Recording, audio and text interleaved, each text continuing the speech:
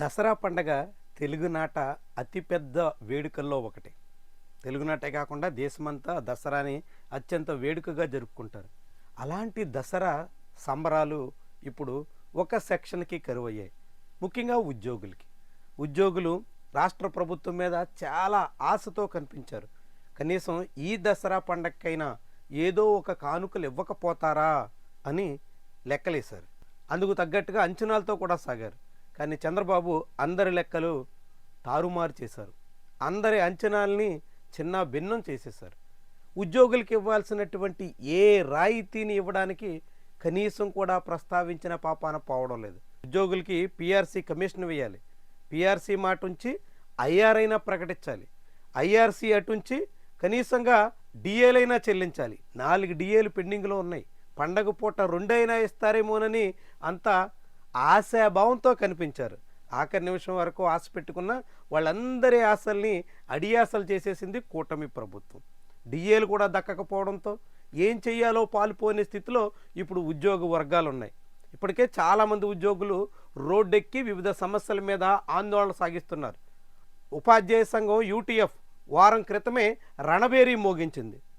దానికి తోడుగా ప్రస్తుతం పిహెచ్సిల్లో పనిచేస్తున్నటువంటి వైద్యులు సమ్మెకు పూనుకున్నారు. గ్రామ వార్డు సచివాలయ సిబ్బంది రోడ్డెక్కి ఆందోళనకు దిగుతున్నారు. ఇట్లా వివిధ వర్గాలు నిరసన కార్యక్రమాలకు దిగుతున్న రాష్ట్ర ప్రభుత్వంలో వీసమెత్తు కూడా కదలికలేదు. కనీసం కూడా స్పందించాలన్న ఆలోచన కూడా కనిపించట్లేదు. ఉపాధ్యాయులు, ఉద్యోగులు, పెన్షనర్ల సమస్యల మీద ఏదో ఒక ప్రయత్నం చేయాలి, ఎంతో కొంత రాయితీలు ప్రకటించాలి, ఏదో మేరకు వాళ్ళకి మేలు చేయాలి అనే దృష్టి కూడా ప్రభుత్వం దగ్గర ఉన్నట్టు కనిపించట్లేదు. దాంతో గ్రాట్యుటీ, సరెండర్ లీవులు, ఏపీజీఎస్ఐ సంబంధించినటువంటి బకాయిలు అనేక పెండింగ్ పెరిగిపోతున్నప్పటికి కూడా వాటిని కూడా విడుదల చేయడానికి చంద్రబాబు సర్కారులో చలనం కనిపించట్లేదు. మరి ఉద్యోగులు ఎంతకాలం నిరీక్షిస్తారు? ఎన్నాళ్ళని ఓపిక పడతారు? ఈ ప్రభుత్వం ఇంతగా నిర్లక్ష్యం చేస్తున్నటువంటి తీరు మీద చాలా ఆగ్రహంతో కనిపిస్తున్నారు. ఆఖరికి ఆటో కార్మికులు ఉచిత బస్సు పెట్టిన తర్వాత తమ పొట్ట కొట్టేశారు అని నిరసనలకు పూనుకోవడంతో వాహనమిత్ర పేరుతో ఇప్పుడు డబ్బులు ఇచ్చేదానికి పూనుకున్నారు. డ్రైవర్ సేవలో అనే పేరు పెట్టి 15,000 చొప్పున ఒక్కొక్కరికి సహాయం అందించే ప్రయత్నానికి 4వ తారీఖున ముహూర్తం కూడా పెట్టారు. ఇట్లా ఆటో కార్మికుల ఆందోళనతోనే దిగొచ్చిన ప్రభుత్వం ఉద్యోగ, ఉపాధ్యాయ, పెన్షనర్ల సమస్యల విషయంలో ఎందుకని స్పందించట్లేదు అన్నది చాలా పెద్ద సమస్యగా కనిపిస్తోంది. మొత్తం ఉద్యోగ వర్గాన్ని పూర్తిగా నిర్లక్ష్యం చేసే ఆలోచనలో ఉన్నారా? ఏం చేసినా, ఎలా చేసినా, ఎంత వ్యతిరేకత వచ్చినా ఖాతరు చేయాలనేటువంటి స్పృహలో కనిపించట్లేదా? ఇలాంటి సందేహాలు కూడా కలుగుతున్నాయి.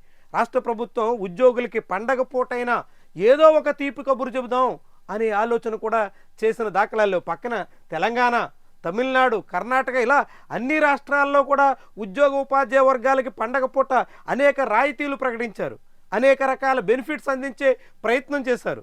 అనేక రకాలుగా ఆయా వర్గాల్ని సంతృప్తిపరచడానికి ప్రభుత్వాలకు పూనుకున్నాయి. ఒక్క ఆంధ్రప్రదేశ్లో చంద్రబాబు సారథ్యంలోని కూటమి ప్రభుత్వం మాత్రం ఖాతరు చేయడానికి కూడా సిద్ధంగా కనిపించట్లేదు. ఇది దేనికి సంకేతం? ఉద్యోగ, ఉపాధ్యాయులు ఏం చేసుకుంటే చేసుకోండి అని ప్రభుత్వం చెప్పదలుచుకుందా? ఉద్యోగ, ఉపాధ్యాయుల నాయకత్వమే అందుకు ప్రధానమైనటువంటి బాధ్యత వహించాల్సి ఉంటుందా? నాయకులు కదలకపోవడంతోనే ఉద్యోగుల సమస్యలు పరిష్కారం కావటం లేదా? ఇలా అనేక రకాల ప్రశ్నలు ఇప్పుడు చాలా పెద్ద చర్చకు ఆస్కారం ఇస్తున్నాయి. ఉద్యోగుల్లో ఈ పండగ పూట ఇదే పెద్ద విషయంగా మారిపోయినట్టు కనిపిస్తోంది.